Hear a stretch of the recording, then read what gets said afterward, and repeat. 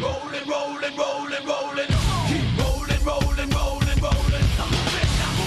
Hands up, now hands down. Tell me what you gonna do now. Hands up, now hands down.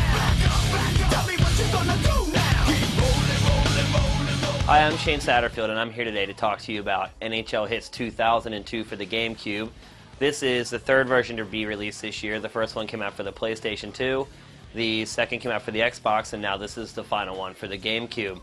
If you're not familiar with the game, it's very similar to Midway's NBA Jam series that you may remember, except of course this is a hockey game, but you're playing 3-on-3.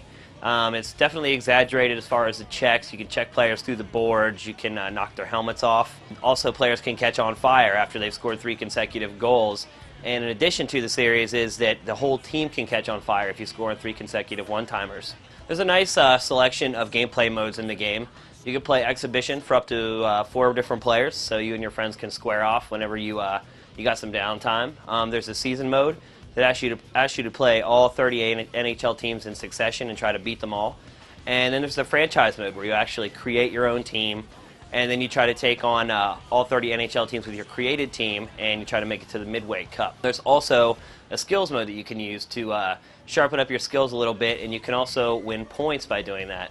And the points are tied into all the modes in that after you finish a game, if you win a game, you're awarded points. Those points can then be used to buy things like exaggerated rinks like alien rinks, or there are some rinks that are out in the desert and things like that, and those are actually some of the cooler parts of the game. As far as the graphics are concerned, NHL Hits 2002 for the GameCube is pretty much right on par with the Xbox version. The player models aren't especially detailed, but they look adequate enough. They're modeled well. The only problem I would say is that the player faces don't look too accurate. They don't look too close to the real-world counterparts. As far as special effects are concerned, there's some nice particle effects that are used for when your players are on fire and there's smoke coming off of them. There's nice reflections in the ice. There's also some real-time lighting that's used whenever your players catch on fire, and you can actually see that along the boards as you skate along them. Another cool thing about the graphics is its speed. While it's not as fast as some of the older Midway hockey games like Wayne Gretzky's 3D hockey, it still plays with a nice fluidity, and the GameCube version runs with a nice frame rate, similar to the Xbox version. On the whole, I would say that NHL Hits is a good game. It's fun, but the fun tends to dwindle off after a couple days of play. However, if you're a GameCube owner, the value of this game is a little more significant than if you were to buy, say, the Xbox or PlayStation 2 versions, simply because it's the only hockey game on the console.